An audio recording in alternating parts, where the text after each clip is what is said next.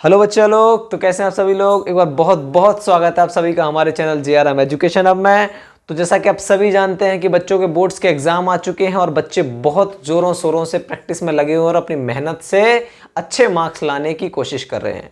ठीक है बच्चा लोग, तो आज हम क्लास 10th के कुछ इंपॉर्टेंट टॉपिक नहीं, कुछ इंपॉर्टेंट क्वेश्चंस लेकर आए हैं। तो एक क्वेश्चन जो बहुत ज्यादा हर बार पूछा जाता है, क्लास 10th जो साइंस वाले बच्चे हैं तो उनसे ओम्स लॉ से रिलेटेड टॉपिक बहुत ज्यादा इंपॉर्टेंट क्वेश्चन आते हैं, क्योंकि इससे थ्योरेटिकल क्वेश्चंस भी आते हैं और आपके न्यूमेरिकल क्वेश्चंस भी आते हैं। ठीक है बच्चा लोग, तो आज हम आपको ओम्स लॉ करवाने वाले हैं। बहुत से बच्चों को कमेंट आ रहे थे कि भैया ओम्स लॉ क्या होता है, ओम्स लॉ क्या होता है।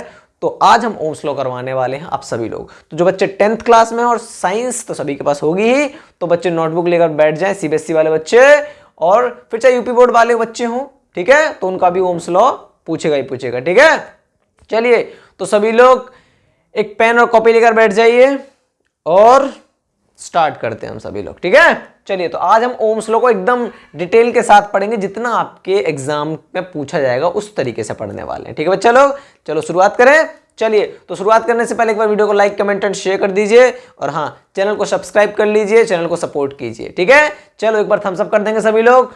चलिए, तो ओम्स लॉ होता क्या है।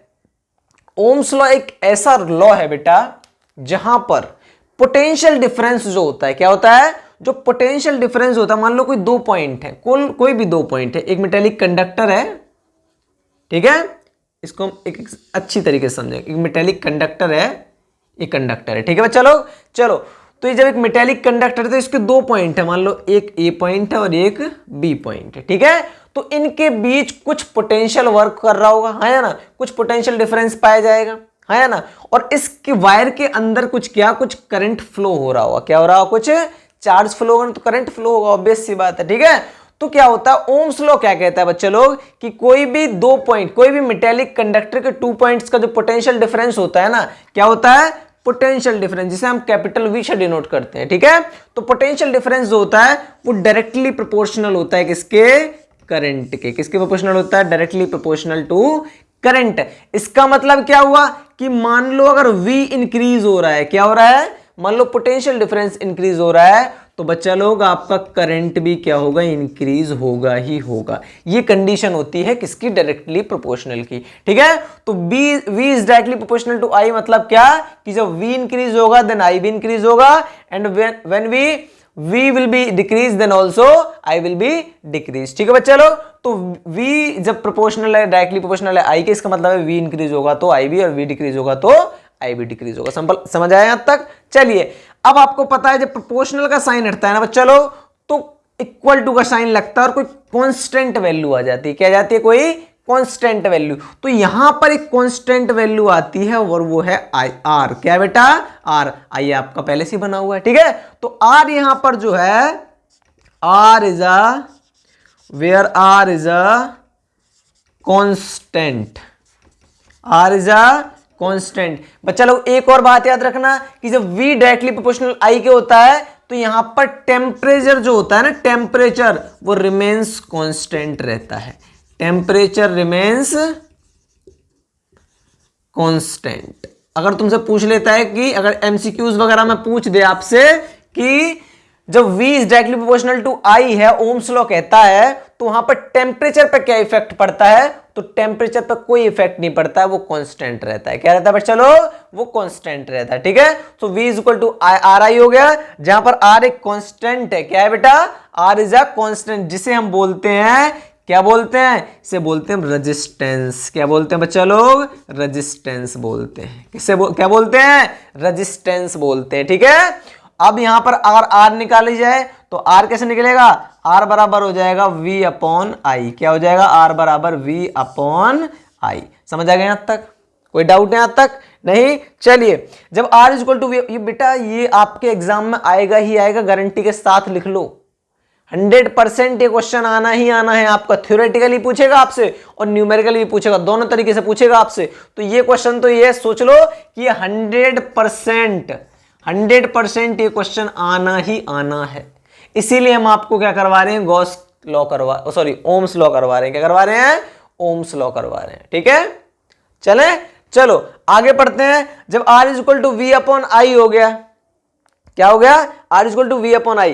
अब याद रखेंगे जो रेजिस्टेंस होता है ना, रेजिस्टेंस की ऐसा यूनिट आप लिख लेना, ये बहुत इंपॉर्टेंट है, पूछ देता है ऐसा यूनिट ऑफ रेजिस्टेंस।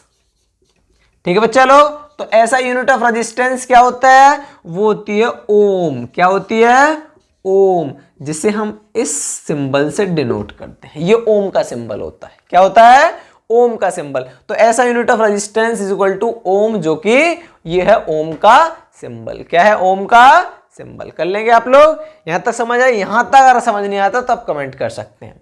ठीक है, चलिए, तो ये था ओम्स लॉ। क्या था, ओम्स लॉ। अब कुछ चीजें जो इंपॉर्टेंट है वो बता देता हूं आपको। देखो बच्चा लोग, बात ऐसी है कि जब ओम्स लॉ की बात की जाए ना, तो आपसे एक और बहुत इंपॉर्टेंट चीज पूछता है वो, और वो पूछता है आपसे ग्राफ बनवा लेते। अगर आपको थ्योरेटिकल क्वेश्चन आता है तो आप ग्राफ बना के आना, गारंटी के साथ आपको फुल मार्क्स मिलेंगे इस क्वेश्चन में। ठीक है, ये मनीष भैया कह रहे हैं आपसे। ठीक है, चलिए, तो मान लो आपसे V और I का ग्राफ पूछ देता है। क्या पूछ देता है आपसे, VI का ग्राफ, क्योंकि आपको पता है यहाँ पर क्या है, पोटेंशियल डिफरेंस और करंट ही है। ठीक है, तो अगर V और I का अगर आपको ग्राफ आ जाता है, VI ग्राफ क्या जाता है, VI ग्राफ अगर आपसे आ जाता है क्या, अगर आपको थ्योरेटिकल आता है तो आप ग्राफ बना के ही आ जाना। ठीक है, तो अब जब मैंने बताया कि V is directly proportional to I, ये I है, इसका मतलब ये बढ़ेगा तो ये भी इंक्रीज होगा। तो आपको पता है कि डायरेक्टली प्रोपोर्शनल के जो मोस्टली के ज्यादातर क्या हमेशा जो क्या बनता है, जो ग्राफ बनता है ना बेटा, किसका, डायरेक्टली प्रोपोर्शनल का, वो किस तरीके से बनता है वो आप देखेंगे। तो ये हो गया किसका, मान लो हमने इसे कर दिया I से डिनोट। ठीक है, और इसे कर दिया हमने किससे, V से डिनोट। ठीक है, तो y एक्सिस को हमने v मान लिया और x एक्सिस को हमने i पर डिनोट कर दिया। ठीक है, तो अब बच्चा लोग आप लोग देखेंगे तो इसका जो ग्राफ बनेगा वो एकदम स्ट्रेट लाइन बनेगा। कैसा बनेगा, एकदम स्ट्रेट लाइन। इसका मतलब क्या है, इसका मतलब ये है कि v जो है वो डायरेक्टली प्रोपोर्शनल टू है I के, किसके, इसका मतलब v भी, जब v इंक्रीज होगा देन I भी इंक्रीज होगा। सो ये कहता है हमारा ओम्स लॉ। तो कहता है v is directly proportional to I, मतलब v भी इंक्रीज होगा देन I भी इंक्रीज होगा। तो इस तरीके का ग्राफ बनेगा, इसका एकदम स्ट्रेट लाइन जाएगी। कैसे जाएगी, एकदम स्ट्रेट लाइन जाएगी मिडिल से। ठीक है बच्चा लोग, समझ आ गया। तो रेजिस्टेंस क्या है, रेजिस्टेंस एक प्रॉपर्टी है जो क्या करती है, जो फ्लो ऑफ चार्ज को रजिस्ट करती है। क्या करती है, फ्लो ऑफ चार्ज को रजिस्ट करती है, फ्लो ऑफ चार्ज को रोकती है एक तरीके से। ठीक है, इसे अवरोधक बोलते हैं। क्या बोलते हैं, अवरोधक होते हैं। एक तरीके से अगर अपोज कर रहा है, करंट को समझ करता है, तो resistance is a property that resist the flow of charges in a conductor. ठीक है, तो ये होता है रेजिस्टेंस। ठीक है चलो चलो, अब बात करते हैं इसमें कि रियोस्टेट क्या होता है। एक होता है एक रेजिस्टेंस में आया, क्या होता है, रियोस्टेट क्या है, रियोस्टेट बेटा क्या है, रियोस्टेट लिख देता हूं आपके लिए। व्हाट इज रियोस्टेट, बहुत से बच्चे कंफ्यूज रहते हैं व्हाट इज रियोस्टेट। तो रियोस्टेट जो होता है बेटा वो एक वेरिएबल रेजिस्टेंस होता है। क्या होता है, वेरिएबल रेजिस्टेंस होता है जो बिना पोटेंशियल को चेंज किए हुए करंट को रेगुलेट करता है। क्या करता है, बिना पोटेंशियल में कुछ चेंज नहीं करेगा और करंट को रेगुलेट करेगा। तो उस वेरिएबल रेजिस्टेंस को हम क्या बोलते हैं, रियोस्टेट बोलते हैं। क्या बोलते हैं, रियोस्टेट बोलते हैं। लिख सकते हो, it's a variable resistance, variable resistance that regulate current without changing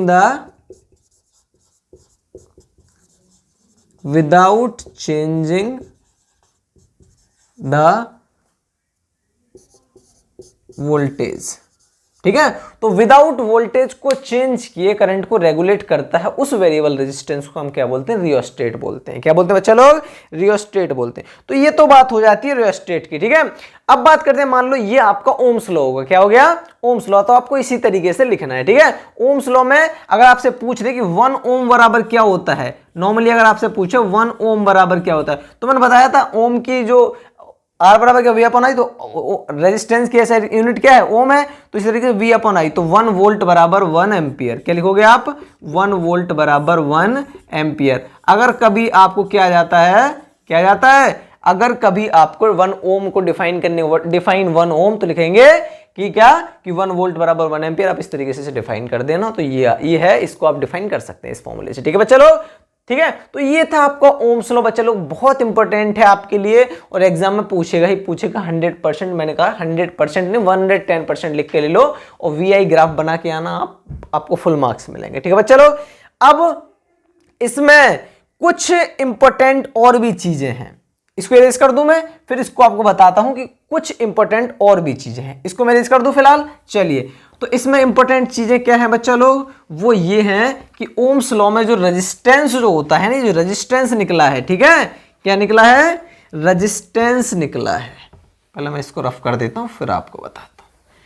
ठीक है बच्चा लोग, तो आप लोग इसको करके जाएंगे, टॉपिक बहुत इंपॉर्टेंट है बच्चा आप सभी के लिए। ठीक है, चलिए, तो कुछ फैक्टर्स होते हैं, क्या होते हैं, कुछ फैक्टर्स हैं जो क्या करते हैं, जो डिपेंड करते हैं किस पर, कौन से हैं, factors on which the resistance of a conductor depends. ठीक है, तो रेजिस्टेंस के जो कुछ फैक्टर हैं, ठीक है, कुछ ऐसे फैक्टर हैं जिस पर रेजिस्टेंस क्या करता है, डिपेंड करता है। क्या करता है, रेजिस्टेंस डिपेंड करता है। वो हम आपको बता देते हैं क्या किस किस पर रेजिस्टेंस डिपेंड करता है। तो कुछ फैक्टर्स पूछ देता है आपसे, क्या पूछ देता है, फैक्टर्स पूछ देता है जिस पर रेजिस्टेंस क्या करता है, डिपेंड करता है। ठीक है, चलो, तो पहला जो पॉइंट है बच्चा लोग वो क्या है, पहला जो है वो आपको देखो, आपको फॉर्मूला पता है, फॉर्मूला बराबर आर बराबर आप लिख लेते हैं, आर इज इक्वल टू क्या होता है, वी अपॉन आई, यहां से पता चला। ठीक है, तो ये कुछ अब इससे आपको फैक्टर मिल जाएंगे। तो पहला फैक्टर जो है वो क्या करता है, अच्छा, कुछ फैक्टर जो निकलते हैं ना वो रजिस्टिविटी से निकलते हैं, किससे, रजिस्टिविटी से। आपको आगे आएगा वो चीज आपको बता दूंगा, फिलहाल आप इतना देख लो, आर बराबर होता है रो एल अपॉन ए, ये फॉर्मूला आप याद रखेंगे। ठीक है, ओम्स लॉ में इतना इंपॉर्टेंट नहीं है ये, ठीक है, लेकिन आपको रजिस्टिविटी पता होनी चाहिए, तो मैं आपको बता देता हूं। तो रजिस्टेंस पे कुछ इंपॉर्टेंट फैक्टर्स डिपेंड करते हैं। पहला फैक्टर जो है वो क्या है कि ये डायरेक्टली प्रोपोर्शनल है length of the conductor, directly proportional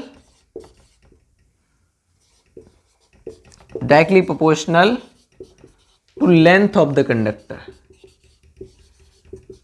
ठीक है, कंडक्टर की क्या लेंथ है उस पर डायरेक्टली प्रोपोर्शनल है, मतलब अगर लेंथ बढ़ाएंगे कंडक्टर की तो रेजिस्टेंस भी बढ़ेगा। दूसरा जो इंपॉर्टेंट है वो क्या है, किसके डायरेक्टली, इनवर्सली प्रोपोर्शनल है एरिया ऑफ, देखो इस वाले फॉर्म में दिख रहा है ना, इनवर्सली प्रोपोर्शनल है area of the cross section, inversely proportional to area of cross section. ठीक है बच्चा लोग, तो ये दो हो गए। तीसरा जो इंपॉर्टेंट है वो है क्या, कि directly proportional to the temperature.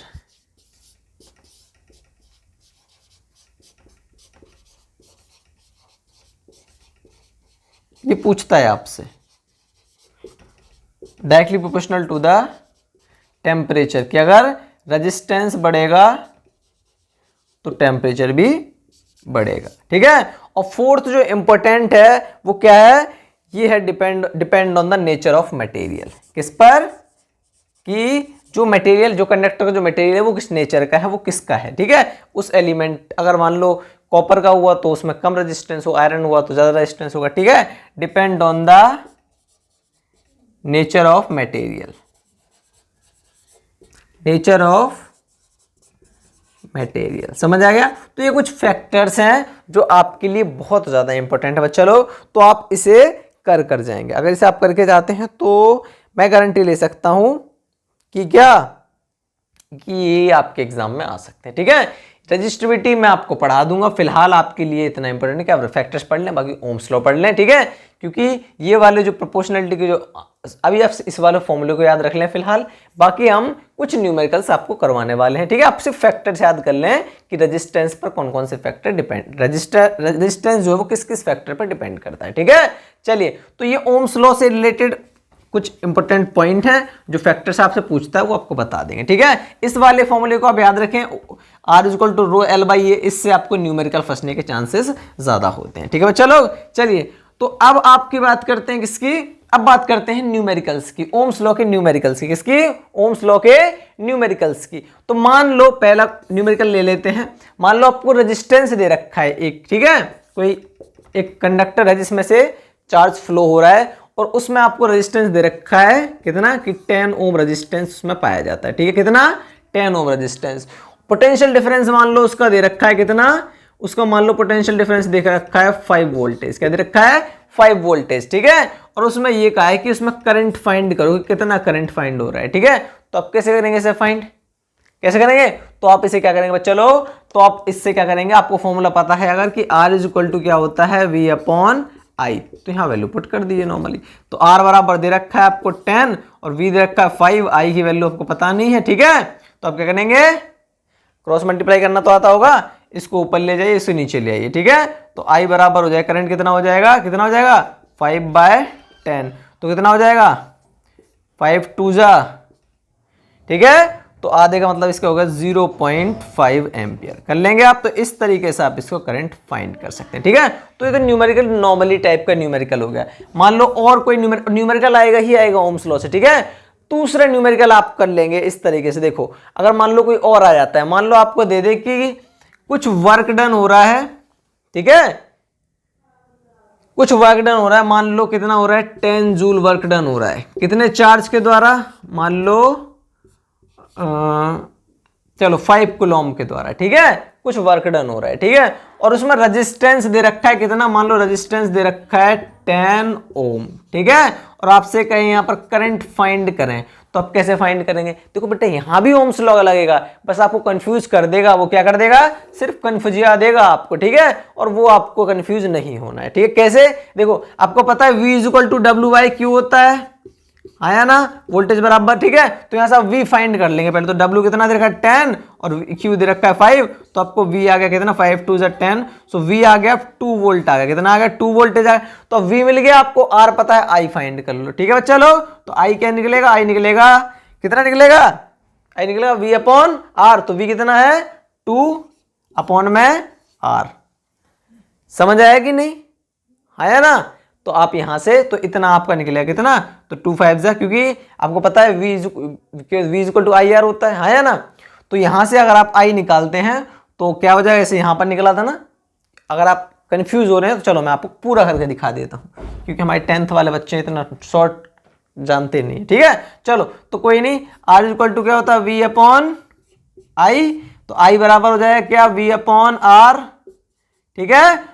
हो जाएगा नहीं हो जाएगा, इसको इस क्रॉस मल्टीप्लाई कर लेंगे, इसे नीचे ले जाएंगे, ठीक है। चलो तो I बराबर हो जाएगा V कितना दे रखा है 2 और R दे रखा है कितना, R दे रखा है 10, तो 2 5 जा 10, 1/5, समझ आ गया।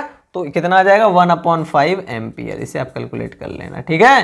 तो 1/5, तो इस तरीके से आप क्या करेंगे, इसे सॉल्व कर लेंगे। समझ आ गया यहाँ तक, अगर आ गया हो तो थम्स अप कर देंगे सभी लोग, है ना, आ गया।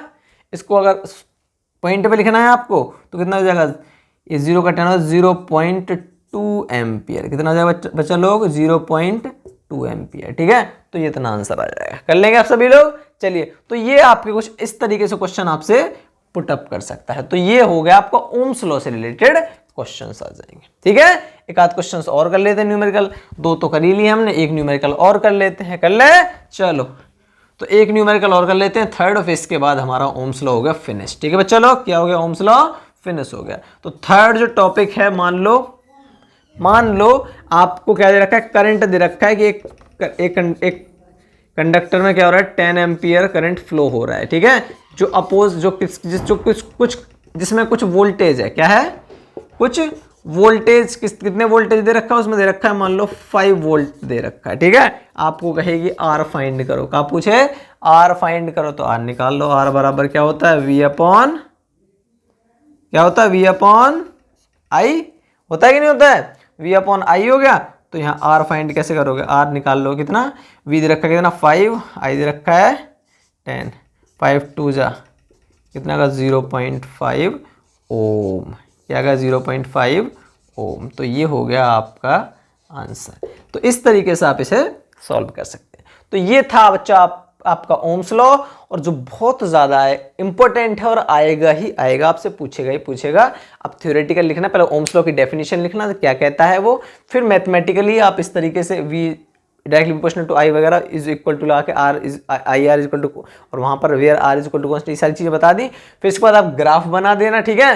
फिर आप रेजिस्टेंस लिख देना, रेजिस्टेंस क्या होता है उसका फॉर्मूला वगैरह लिख देना, ठीक है।